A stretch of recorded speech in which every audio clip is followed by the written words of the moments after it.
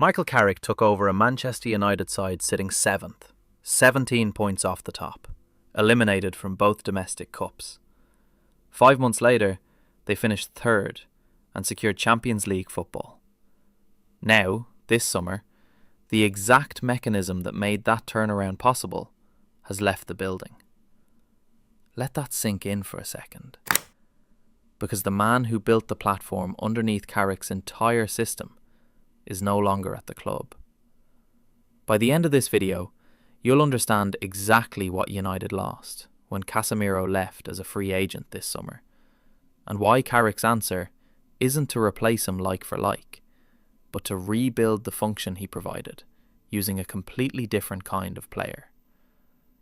This matters right now because United opened their Premier League season against Hull City on August 22nd, with Champions League football returning to Old Trafford for the first time in 2 years.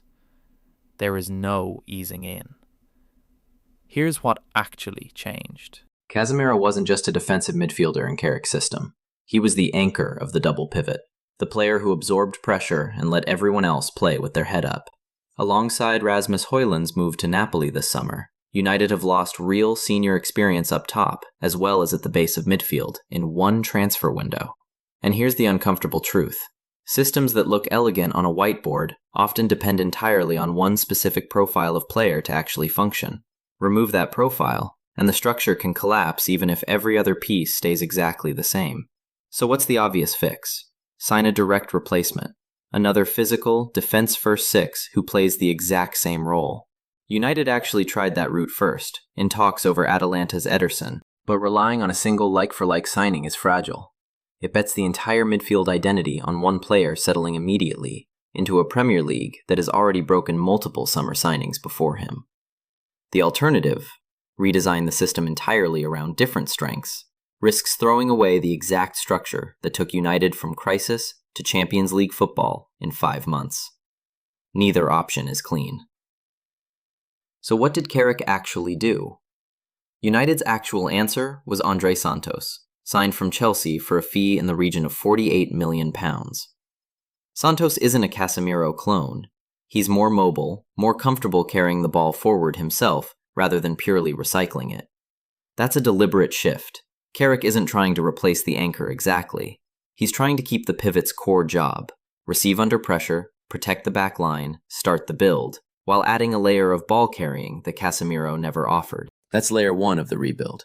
But a new pivot partner only matters if the rest of the structure around him still creates the same central overload that made this system work in the first place. Here's the reassuring part for Carrick. The central overload built around Cunha tucking inside, with width held by the likes of Ahmad, doesn't depend on who's sitting in the pivot behind it.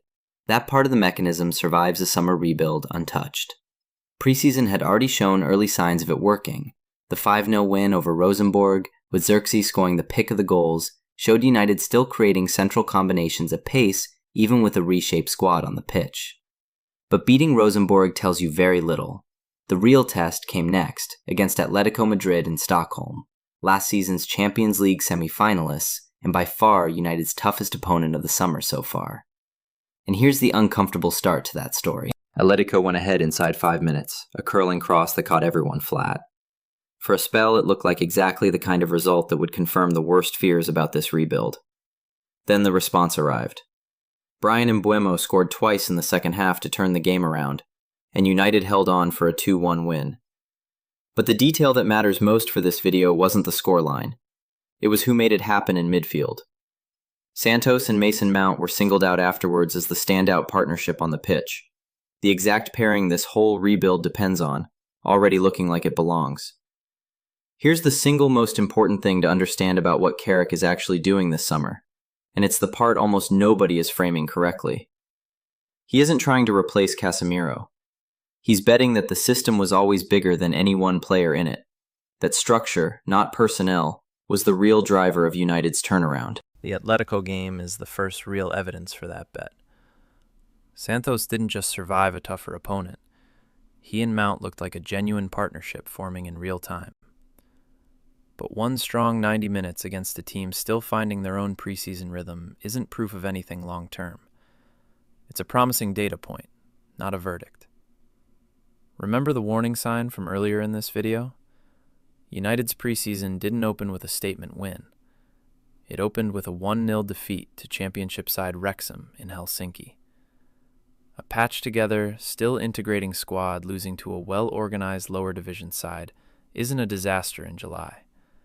But it's the exact profile of opponent, compact, disciplined, refusing to press high, that exposed the low-block weakness in this system before Casemiro even left. Atletico, for large spells, sat in an organized shape too, and it took individual quality from Mbeumo, not the structure itself, to break them down. So here's the full picture heading into the new season. The pivot has been rebuilt, not replicated. Santos brings mobility where Casemiro brought control, and his early partnership with Mount is the most encouraging sign yet that the rebuild is working.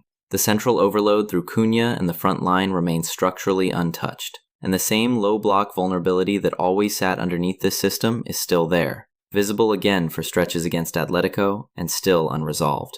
Against Paris Saint-Germain, Leeds, and Milan in the final preseason fixtures, and then Hull City on August 22nd, every one of those games is effectively a stress test of whether the mechanism survives the personnel change or whether it needs individual moments of quality to paper over the same old crack. United didn't just have a good 5 months under Carrick. They built a specific, repeatable structure, and this summer is the first real test of whether that structure belongs to the system or belonged to Casemiro. Here's the debatable claim. If United struggle against a well-organized low block in their first month of Champions League football, it won't be a Santos problem. It'll be proof that Casemiro was doing more for this system than anyone gave him credit for. Let me know where you land on that in the comments. If this kind of deep tactical breakdown is what you're here for, make sure you're subscribed.